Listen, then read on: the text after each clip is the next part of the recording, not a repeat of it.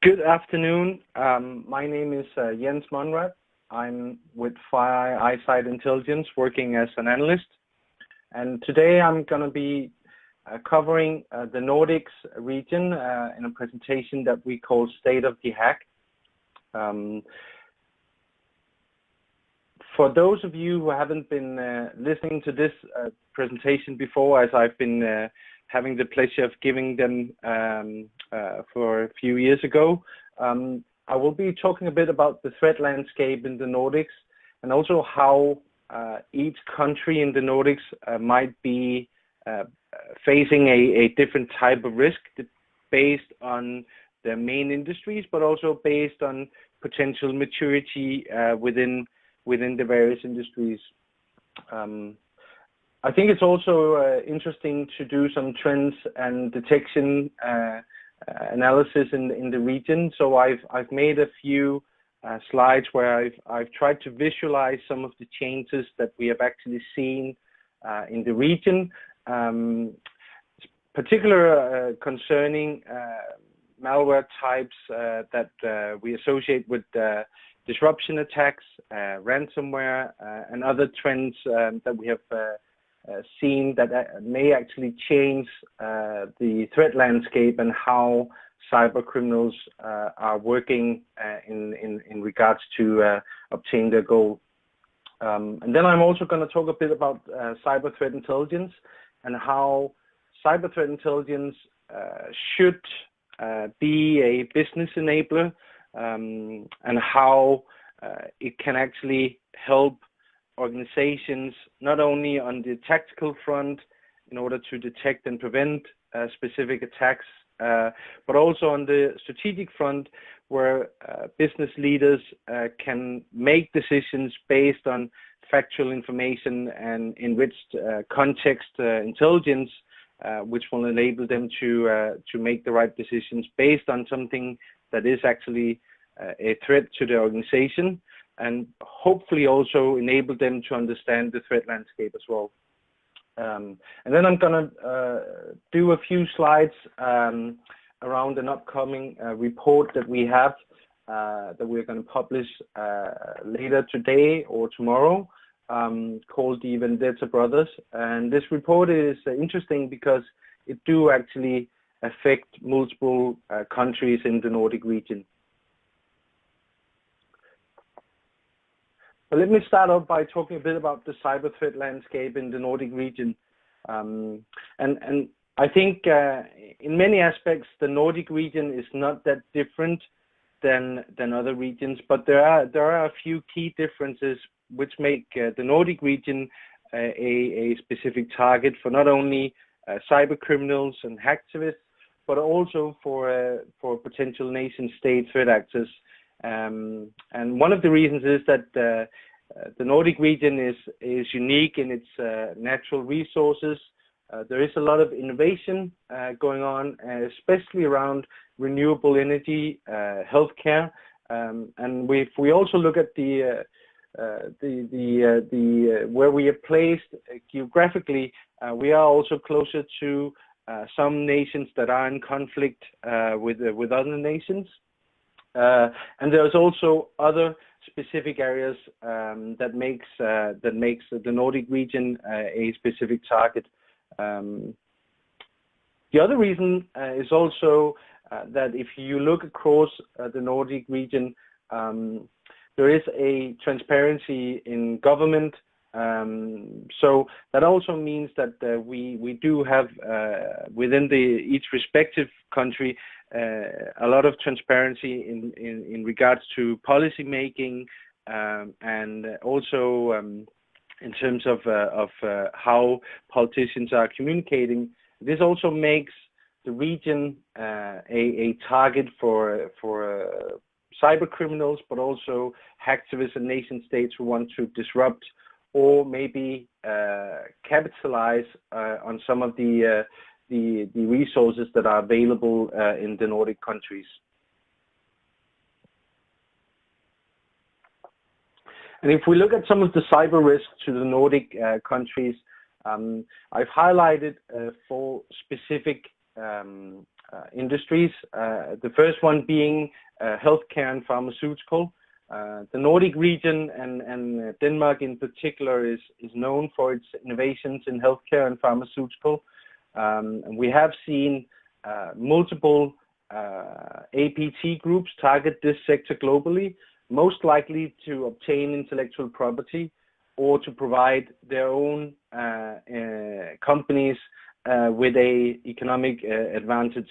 The industry is also emerging as a prime target for cybercriminals looking to steal personal identifiable information as well as nation states. And actually, a few years ago, we did see in US that several healthcare providers suffered high-profile breaches, resulting in large-scale theft of patient information.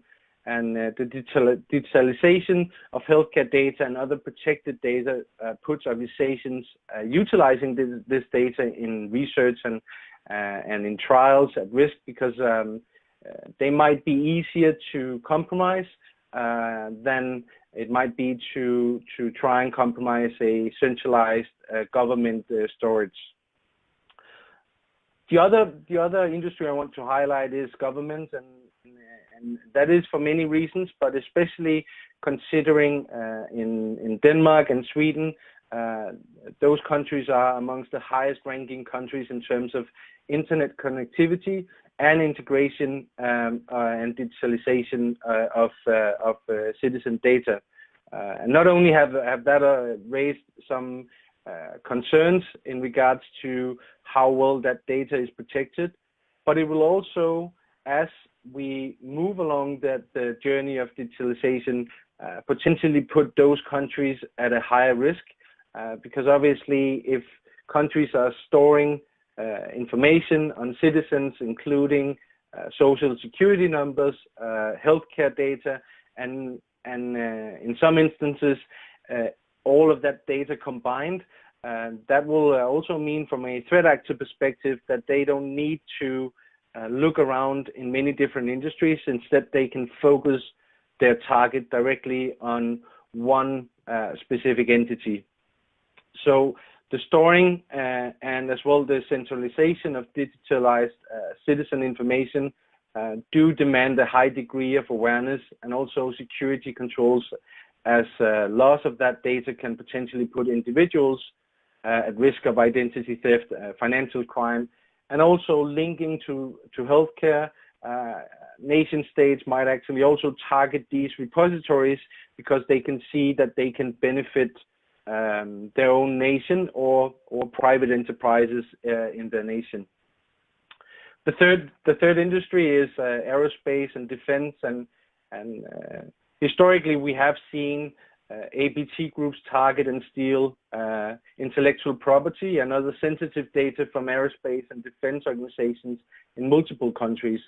And the sector is particularly vulnerable for nation-sponsored actors, given its implication in terms of military and defense capabilities, as well as defense industry collaborations and global arms trade. And also some Nordic countries are active participants in ongoing conflicts.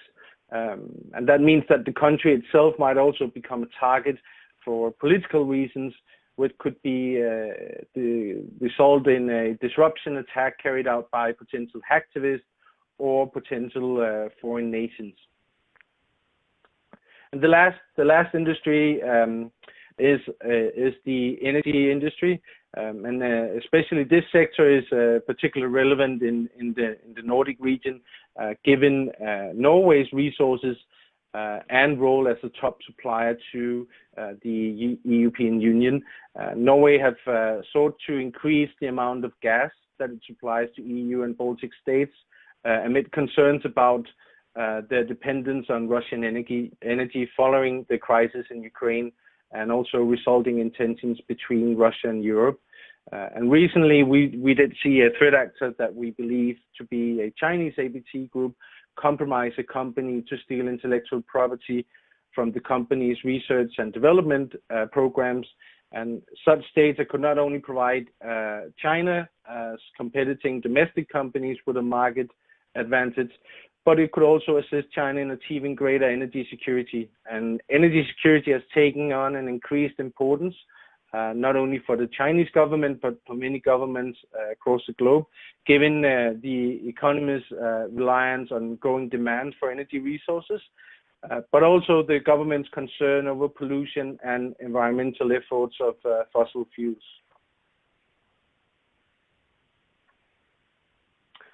So I want to talk a bit about some of the trends and some of the detections that we have actually seen across the Nordics. And the data here that you're about to see represents what we detect in our technology, what we also, I guess you could say, pick up using our intelligence, especially our adversary intelligence, and then also what we passively collect of information that is available. And there's some few interesting trends, and I want to start off by talking a bit about exploit kits. And if you are not aware, exploit kit in its nature is to be seen as a framework where cybercriminals can buy in the resources. They can rent access to the infrastructure, and then the exploit kit can then serve malware to whoever is being exposed to it. And typically, exploit kits are being used in conjunction with compromised websites. So whenever someone visits a website that is compromised, the victim might be transparently led over to the exploit kit, which will then try and figure out how vulnerable the victim is and to which components might be vulnerable for an exploit, and then try and deliver the malicious payload. And historically, we have seen exploit kits be very proactive and very fast in obtaining new known exploits. So, for example, last year we did see vulnerabilities that were very critical in Adobe Flash. And as soon as the vulnerabilities were disclosed, it only took the creators of certain exploit kits 2 days to incorporate those into the exploit kit ecosystem. The reason why I also want to talk about exploit kits in particular is that we do see whenever attribution is possible, it might actually be possible to disrupt the cyber criminal ecosystem, at least for a short period of time. And what you can see here on this graph is 3 different types of exploit kits that I wanted to highlight. The red line you can see is representing the Angler exploit kit, which has been very infamous for its complexity and sophistication, but also in regards to its very high success in compromising endpoints, not only in the Nordics, but across the globe. And historically, when it was introduced, it was by far one of the most dominant exploit kits that we saw in this space. The blue line represents another exploit kit called Neutrino that I'm also going to talk a bit about, and then the purple line represents an exploit kit called Nuclear. So what has actually happened in this space? In early May and June of 2016, 2 of the top-tier exploit kits, being Nuclear and Angler, they completely ceased their operations. And the cessation of Nuclear happened in early May, and if it's not a permanent cease of operations, it can possibly be attributed to the creators' pattern of temporarily taking the exploit kit out of action because they are very focused on operational security. If we look at the Angler exploit kit, The most likely explanation for the cease of operation is that in early June there was an arrest of cyber criminals using a specific malware family, which was either directly affected the exploit kit's operators or potentially discouraged them from continuing the operations. So to give you a bit of highlight on the arrest, in early June, the Russian law enforcement officials arrested more than 50 individuals accused of using this specific malware family to steal more than $25 million US. And as this malware family was actually distributed by the Angler exploit kit and Angler ceased operations in early June, it is possible that these two events are linked. And furthermore, the team associated with the Angler has long been suspected of operating from Russia or at least from Eastern Europe. And during the first arrest, affected individuals based in Russia. So given that these two major exploit kits are down, we are already seeing cyber criminals move their malware distribution operations to other exploit kits. And this is also something that you can see that I've tried to visualize here and what we actually have detected from January the 1st of 2016 up until July of 2016. And while you can see a very sharp decrease of activities in nuclear and a slow decrease until June, we can also see that the other exploit kit that I wanted to highlight, Neutrino, have slowly been picking up its pace, and we are detecting Neutrino far more now than we were earlier. And this might also suggest that cyber criminals that are using exploit kits as a malware distribution platform, they might now look at exploit kits like Neutrino to deliver their malicious payloads.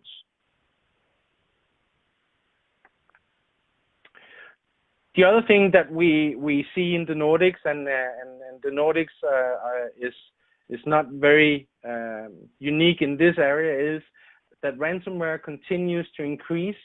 So what I've done here is I've visualized everything that we detect within ransomware families from the start of 2015 up until July 2016. And if you go back to 2015, ransomware weren't that sophisticated. When we are moving into the year of 2015, we did see introduction of ransomware capable of encrypting data. And as we moved into 2016, the ransomware families became much more sophisticated, and it also became much more complex for security researchers, for law enforcement, and other companies to actually introduce some sort of decryption mechanism.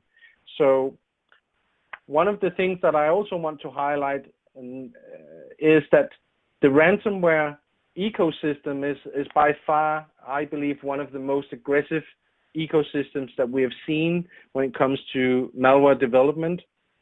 And what you can actually see here on this graph is I've highlighted a few distinct ransomware families that are not only known in the Nordics but globally known for their mass infection rates. And if you look at the data from the bottom to the top, you can see that in January 2016, primarily what we saw within the Nordic region were the ransomware variant called CryptoWall, and then we started to see another variant called TeslaCrypt.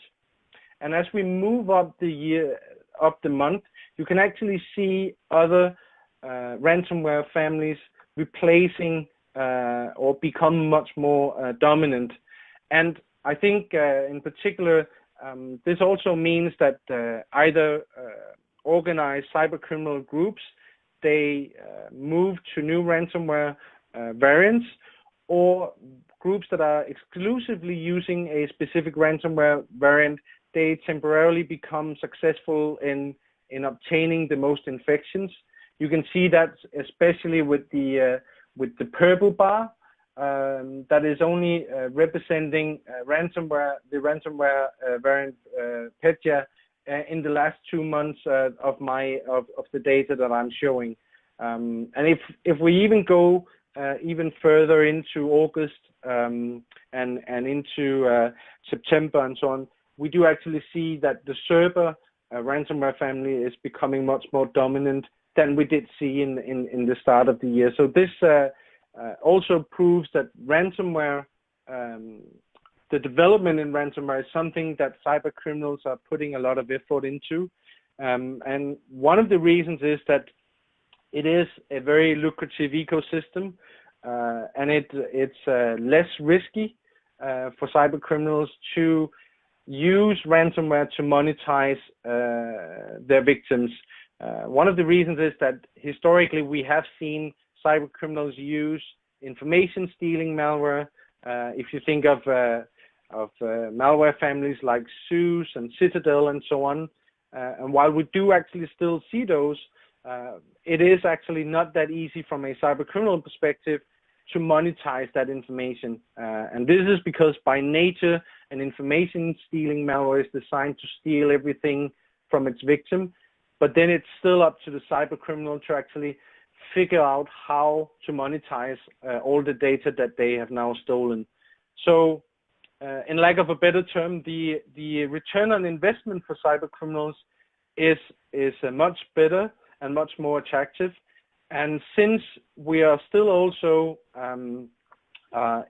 finding it complex to actually identify threat actors, and sometimes those threat actors utilizing ransomware might be sitting in countries where there is no political agreement or no agreement between law enforcement and so on, that also means that it's relatively risk-free for the cyber criminals to continue conducting attacks where they are using ransomware as a main vehicle to steal information and steal money. And obviously, I do sometimes get asked by the media or by industries whether or not a victim should pay for ransom, and I do understand that it can be very complex to make that decision for a compromised organization. But what I will say is that if you look at the quick shift in ransomware families, this is also being funded by the continuous payment by victims, making it a very attractive business model. And the other thing and challenge is, of course, if a organization choose to pay the ransom, there's no guarantee that they might actually get the right encryption key. We have seen historically organizations being compromised by multiple groups, which then ended up forcing them to pay multiple times in order to get their data back. And with some ransomware variants, we are also seeing that the malware is capable of also stealing information and transmitting that information to the cyber criminal individual or group, which also means that they might come back and ask for more money. And if they're not getting paid, they might be threatening the organization to actually leak sensitive information.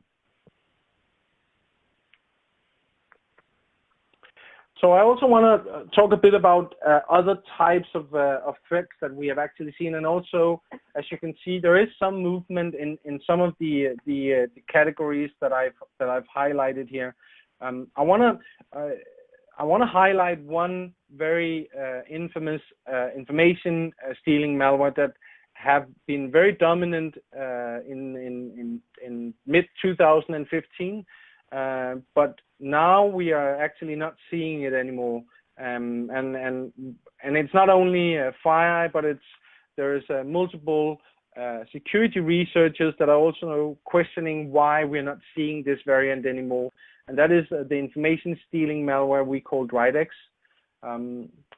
What you can see here on the orange line is what we detect when it comes to Dridex, and it's relatively interesting to see that from March of 2016 and then moving forward, Dridex is no longer seen or no longer detected.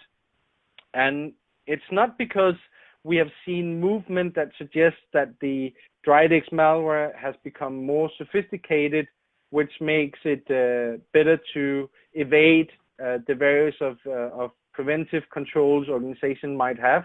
So there's no definitive answer, but there has been speculations whether or not the developers are actually looking into repurposing the malware, or maybe just giving it a pause to focus on other things. Because as I pointed out earlier, stealing information from victims and trying to monetize it is a more complex matter than if you can, for example, infect your victim with ransomware and then have your victim pay the amount that you request.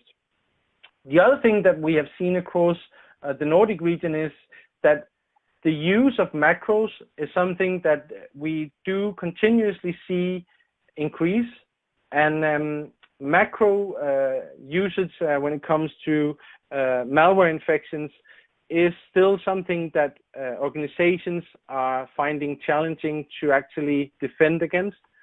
One thing being that many organizations simply cannot disable macros. And the other reason is also that macro-based malware, they sometimes utilize legitimate Windows processes, for example, like PowerShell in Windows and so on.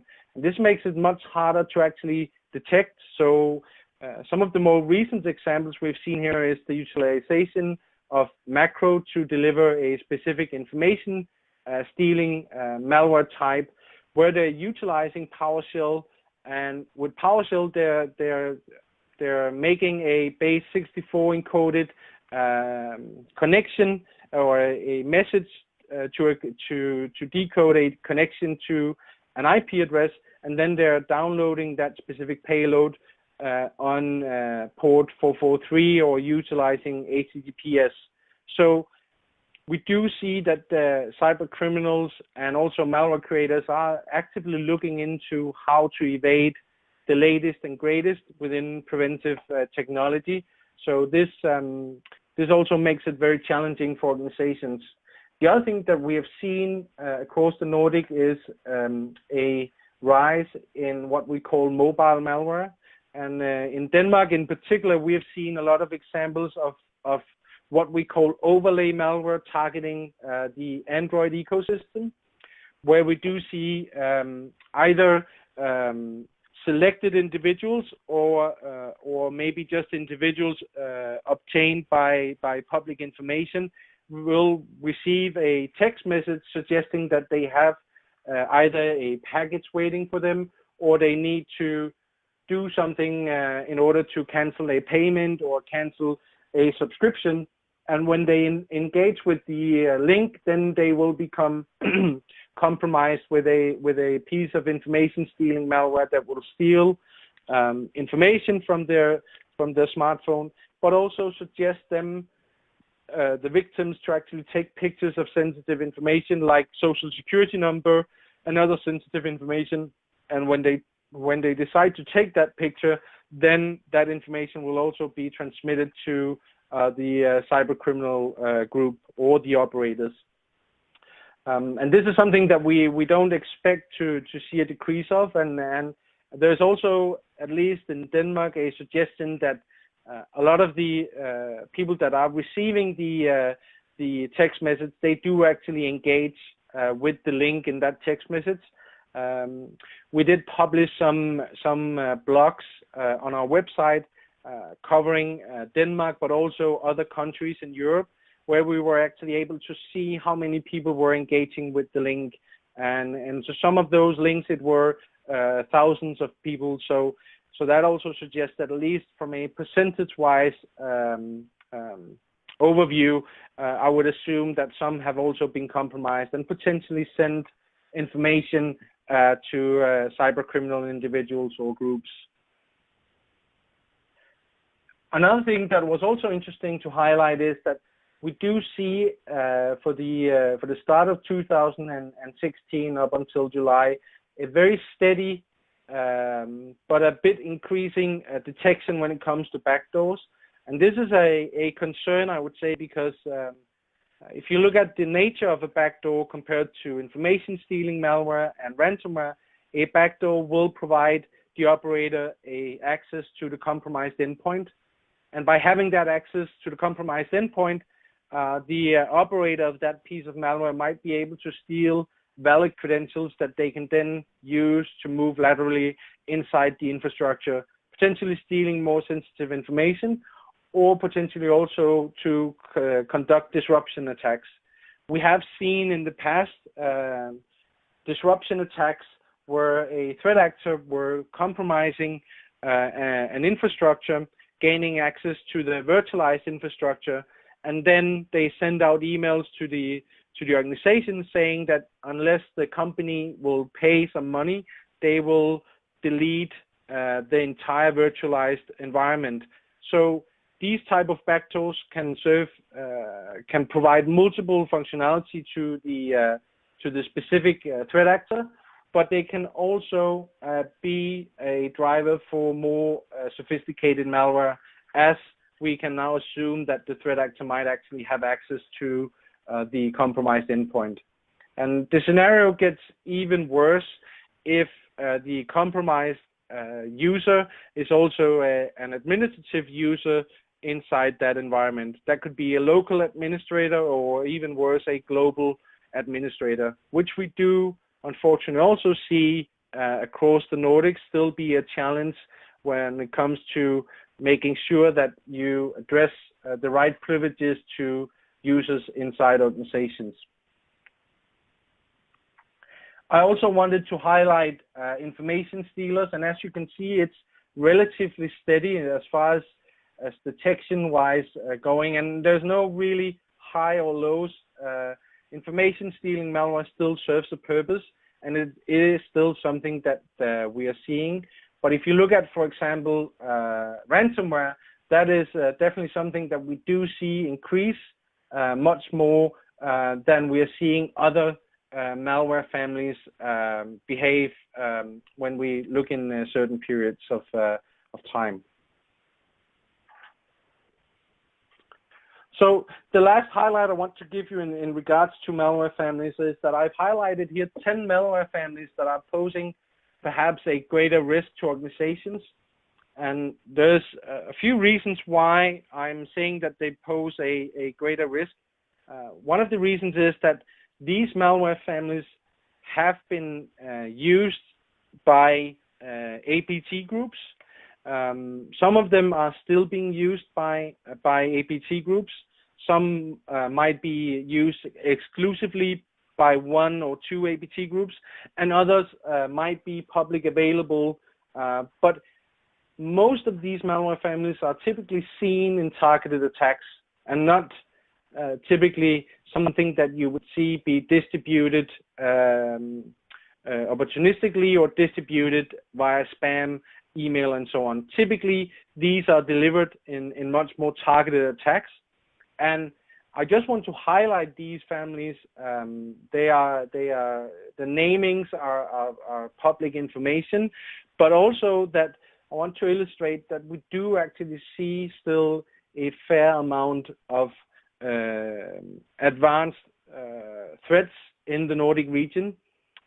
Even though we globally have seen a decrease from certain countries, we do actually still see in the Nordic region a fair amount of what I would call targeted malware families, and these of course pose a great risk. The other thing is also that when we look at the risk piece of these malware families, they are not automated, so they require a human operator instructing the malware to do something. That could be to download files, or it could be to upload other payloads, or it could be to perform keystroke locking, or turn on the webcam, or take screenshots and so on. But they are actively driven by another human being. So they don't do anything typically on their own. They have to have someone performing the commands. This is also why I say that many of these malware families are seen in targeted attacks. Although some of them are public available, for example, if you look at Dark Comet and NJRAD or LV and Houdini, those have been public available for anyone to download, but still they serve the same purpose. And I guess if you look at it from a targeted attacker's perspective, there's no need to sit and develop something sophisticated if you can compromise an organization with something that is already available.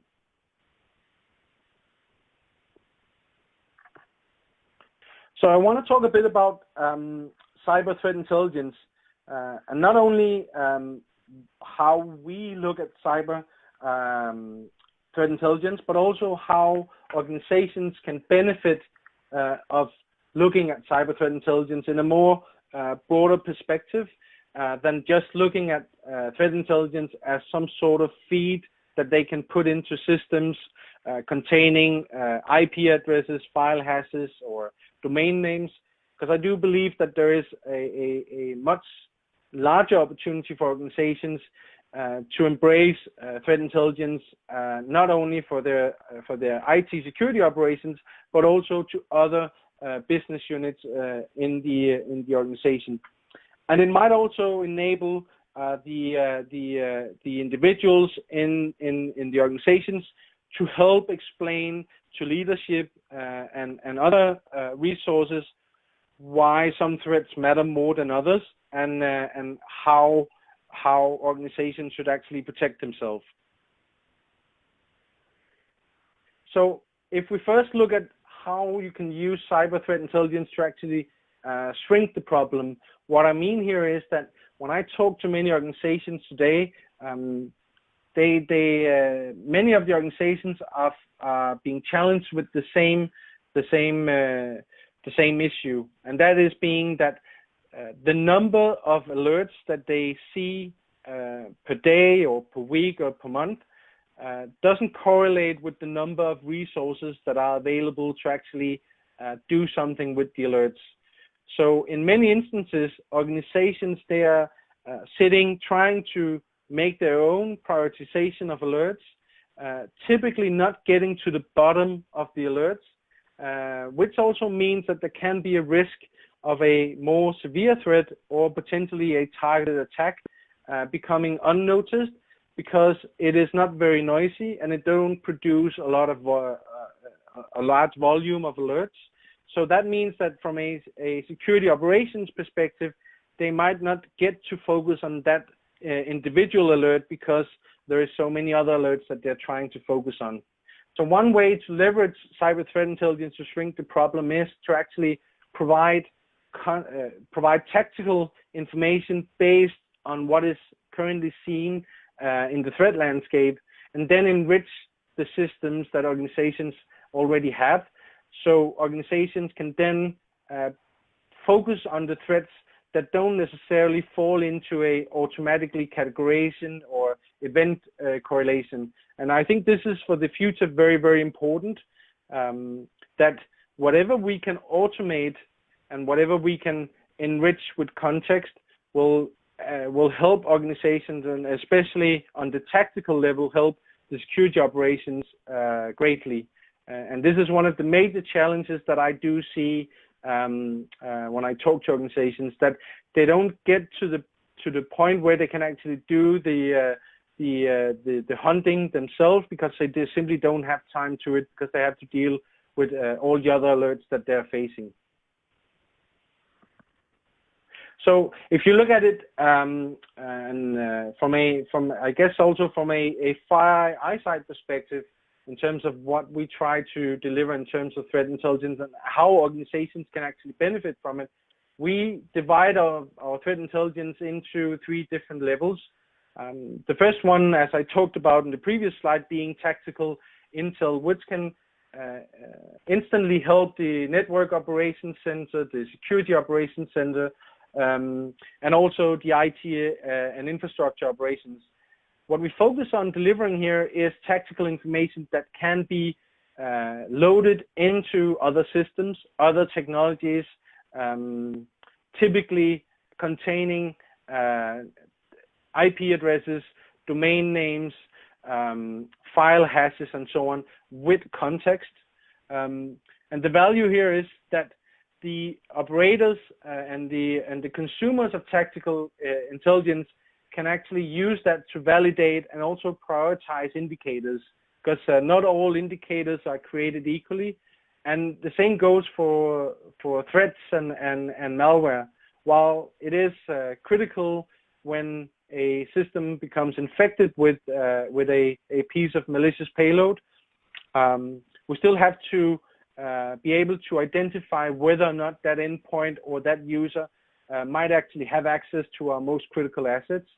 And if the victim potentially do not have access to critical assets or sensitive information, we might actually be able to put priorities into other types of compromise or infections that we are actually seeing. So it will help reduce the number of alerts by providing not only automated prioritization, but also help with context to provide information so organizations can make those priorities. I also want to talk about strategic intelligence, because this is also where we move away from the typical understanding of threat intelligence. I do get asked by organizations whether or not I or FireEye can provide some sort of a feed or that they then call threat intelligence. But the reality is that if you look at it from a strategic level, it will not actually help the organization at all. So with strategic intelligence, we try to provide context, and we try to provide risk-based information, divided into industries and divided into the companies that we have as clients, because this is important from a business perspective. If the CISO or the IT management or the board of directors or the CEO are trying to make decisions based on the information that they have, at least they should have information that is context rich and also contains the adequate risk information.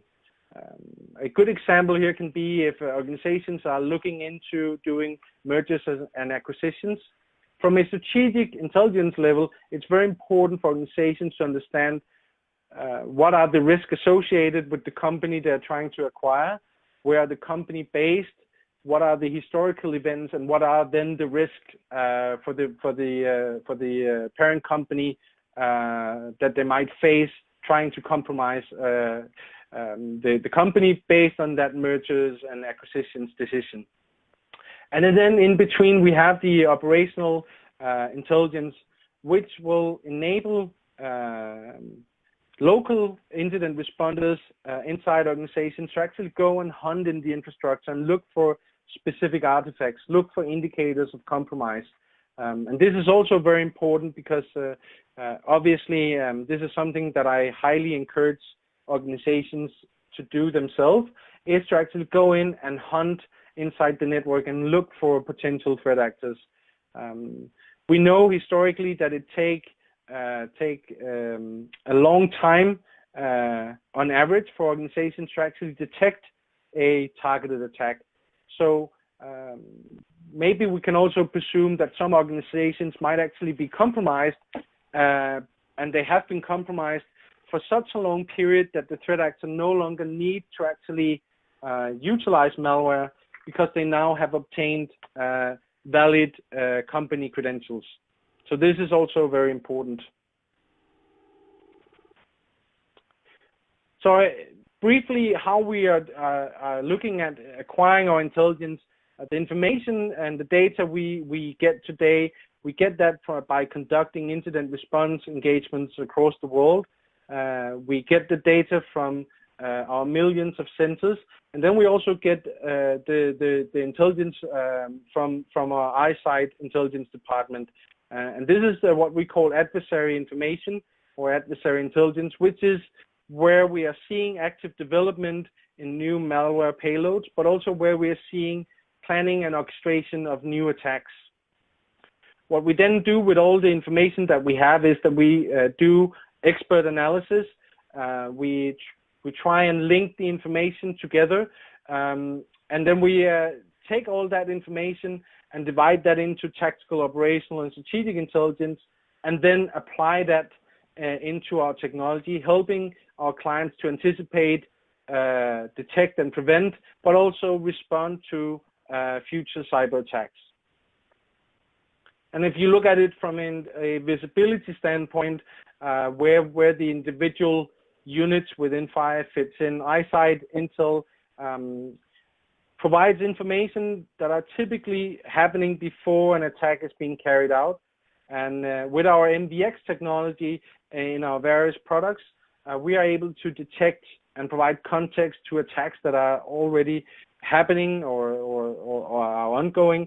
And then with our managed incident response team, we're able to provide victim-based intelligence after an attack has happened and after a company has been breached, because it's very important also to understand how threat actors are moving after they are able to actually go into the network, because they typically will discard malware after they have obtained valid credentials. So I want to wrap up my presentation by sharing a few highlights of an upcoming report that we are publishing called the Vendetta Brothers Incorporated. I want to highlight a few items here because they're also very relevant to the Nordic region in particular. So some of the key findings that we have in this report is that we talk about a pair of cyber criminals that we call the Vendetta Brothers. And why is it interesting to talk about cyber criminals, and in particular this group, is that they use practices that are more commonly seen in legitimate businesses and organized crimes to steal payment card data from point-of-sale terminals. The group uses outsourcing and partnerships with other criminals to diversify their targeting and insulate themselves from any sort of attribution.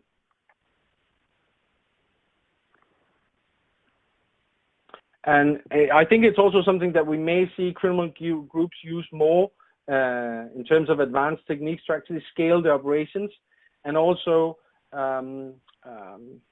trying to distance themselves for any sort of law enforcement interaction. So if we look at how they were stealing data, they were doing it in three different options rather than just utilizing one method. One was that they were outsourcing and partnering with companies that already have compromised point-of-sale terminals. The other one was that they were purchasing leads from spamming services where they would send phishing emails containing Word document attachments with a malicious payload. And then they were also deploying or working with people that deployed physical skimmers and video cameras able to record victims' PIN data. And these are the main targets and credit card theft that we actually saw. And the report itself will be available later today or tomorrow morning. And since we are running a bit out of time, I would like to say thank you for listening in.